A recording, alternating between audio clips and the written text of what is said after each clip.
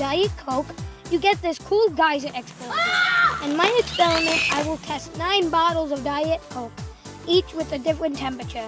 I will drop 1 Mentos candy into each bottle and measure the height of the geyser. Then I will compare the different heights to see if temperature affects the geyser explosion.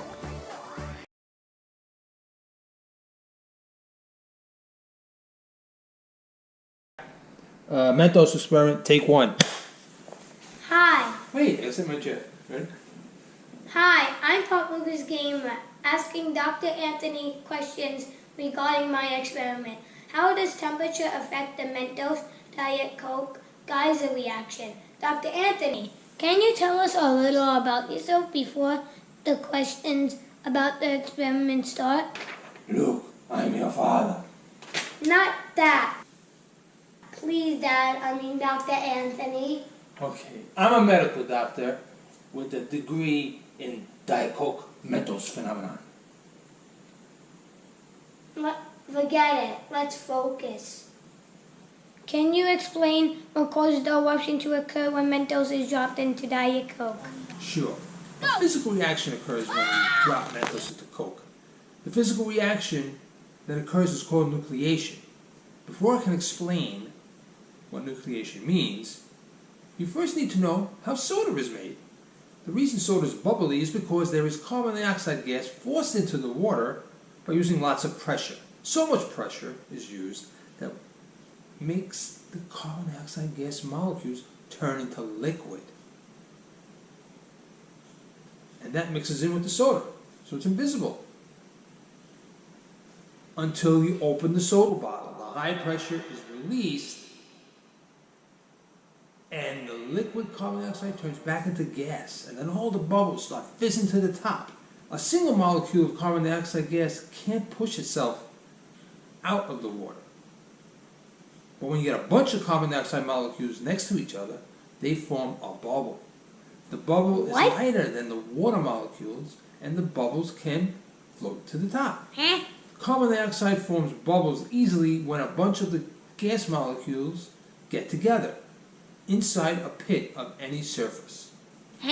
What? A nucleation site is the fancy term for the pit on the surface that allows the gas to sit inside it, but not the liquid. Remember that when the carbon dioxide molecules get together, they form a bubble. The bubble then makes a move out of the pit to escape the liquid. When that happens, more carbon dioxide slips into the pit and forms another bubble. This happens over and over. Nucleation is a process that uses pits on a rough surface for carbon dioxide molecules to get together to form bubbles. Why use Mentos candy? Mentos has a very rough surface. Now you can't see that, but under a microscope, Mentos has so many pits, and each pit allows a bubble to form in it. When all the bubbles start forming at the same time over and over next to each other, we get this explosive geyser effect. So nucleation involves pits called nucleation sites. What? What do you think will happen when temperature rises during our experiment? Adding heat to a reaction usually speeds things up. More bubbles will probably form quicker. Go! The geyser will probably be stronger and higher. I'm just guessing. But that's why you experiment. Find the answer to this question. Thank you, Dr. Anthony. Lucas, may the force of Mentos be with you. Hi, this is PopLucasGamer, and I'm doing the Diet Coke and Mentos experiment with different temperatures. Go! For making Diet Coke warmer, the carbon dioxide molecules will move faster, thus causing the Mentos Diet Coke geyser to squirt higher.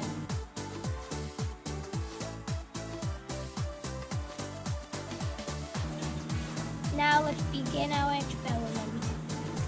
Temperature is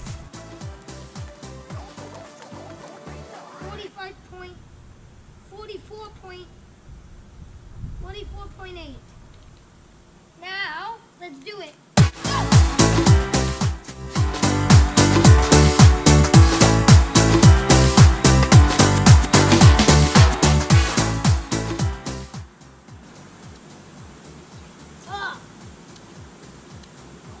too cold. Come on! Okay, now the temperature is little munchkin. 45.7. No! Go! It did not go high at all. It just went, no! Testing the third one now. And I hope it doesn't go. 59.4. But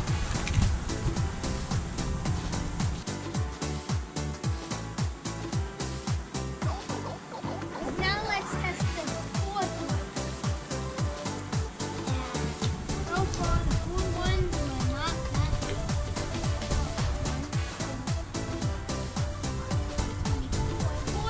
And now let's test. Come on, Logan! Yes! Tastiness.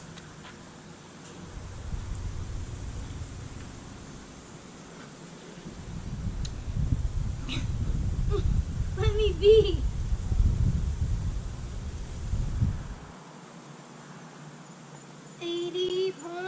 .5. Now we're gonna test it. Go! Oh, beautiful! Yeah.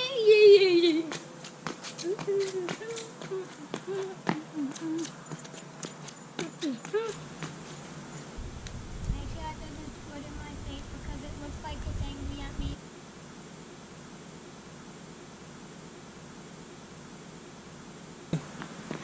Okay, guys, ready? In a 3, 2, 1. Oh! I didn't mean to do that, but the temperature is 91.2, 91.3, 91.3. We're gonna go. In a 3, 2, 1. Okay, bye. Yee!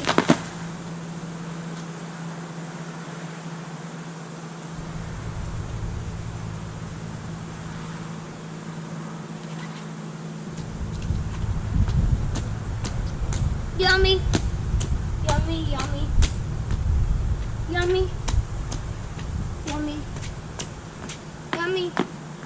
We're measuring the 8th one. And now, let's hurry up and do this before we go. Go! Ah! The temperature is 70, 95, 100, 130. Frick, this is too good. Let's just dump it in. I'm kidding. Let's do that again. 117.1. And ready? In 3, 2. Whoa!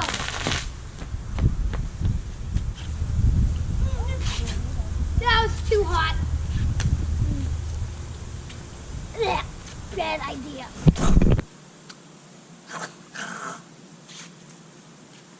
This graph shows the different temperatures and the heights of the geyser from each bottle. Note that the height increases when the temperature increases. Thus, the experiment shows the hypothesis to be true.